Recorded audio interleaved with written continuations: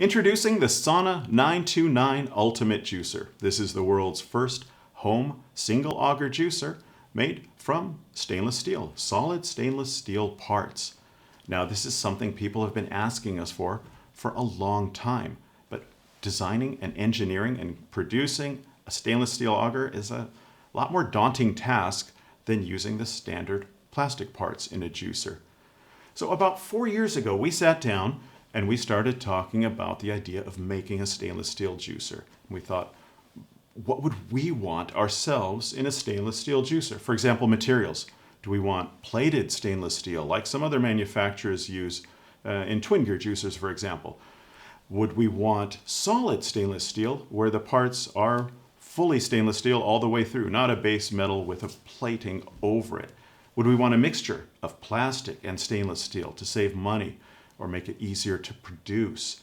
And what about the goals for the juicer? Would we want the most yield? Would we want it to be the easiest to use, the easiest to clean, the most flexible? We kind of shot for all of those goals. And we went through a lot of prototypes, a lot of iterations of this juicer. The juicing parts are all new. It uses a completely new system.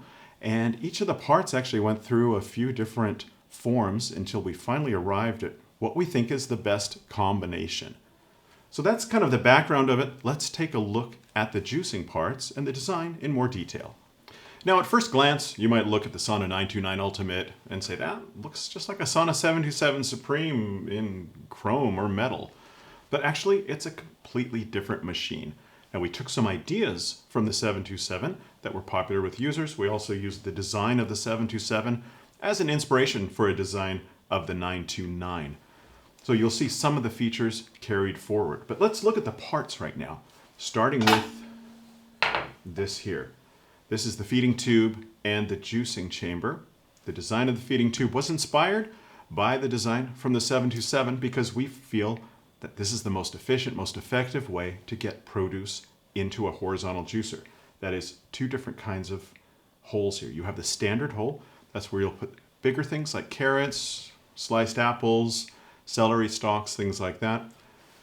And then you have the bowl here, and that's good for smaller things. It's really good for leafy greens. For example, baby spinach, which we like to juice. Those are hard to squeeze together and put in the smaller hole, but it's really easy to put them into the bowl here.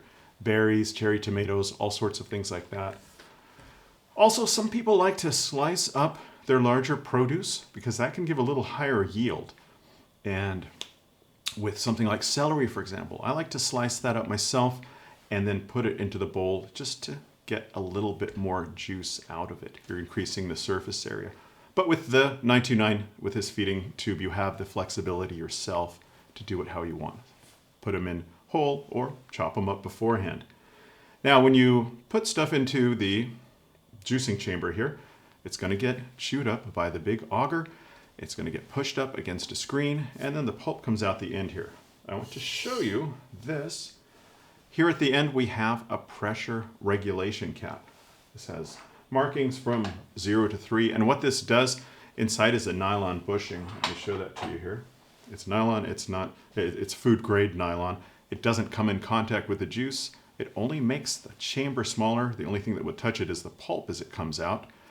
And what you can do, you can set this from 0 to 3, and at 0 you have the lowest pressure, 3 you have the highest pressure, the highest squeezing power.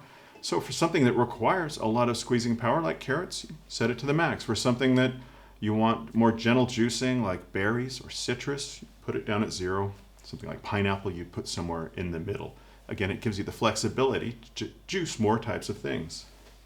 Next up, this is the drum cap. This is solid stainless steel, and this just basically holds everything together. This pushes the juicing screen and the auger back, holds them in. This increases the pressure inside there, and it's just a piece, has a piece of silicone here, silicone ring that's easily replaceable. Again, the only thing that the juice is coming in contact with is stainless steel and silicone, and the nylon here only comes in contact with the pulp. Next up here is a juicing screen. Again, solid stainless steel with a replaceable silicone seal at the end. And this is used for most of your juicing. It gives the highest yield. These small holes create the most pressure, and it's really versatile for just about anything you're gonna juice. Now, softer things can get clogged in there, like pineapple, berries, mango, things like that. So in that case, you want to use this screen, which we include with the juicer. This is the coarse screen. It has larger holes here. It means less pressure, and that allows you to more freely juice things, like I said, pineapple, berries. All of these softer things that could be problematic in the standard screen are a lot easier in the fine juicing screen. And last but not least, really heavy piece right here. This is the blank screen, also called the homogenizing screen. What this does is basically turn the 929 into a low-speed food processor. The combination of these solid stainless steel parts is really strong. You can use this to make things like nut butters, almond milk, baby food, salsa. It basically just gently crushes and grinds pretty much whatever you put in there. My wife uses it to grind dried herbs and roots for her herbal business. And finally, kind of the piece de resistance here, this is the auger. Super heavy. This is, like I said, solid. If you somehow dropped it, you don't want to drop it on your foot. You'd cause some serious damage.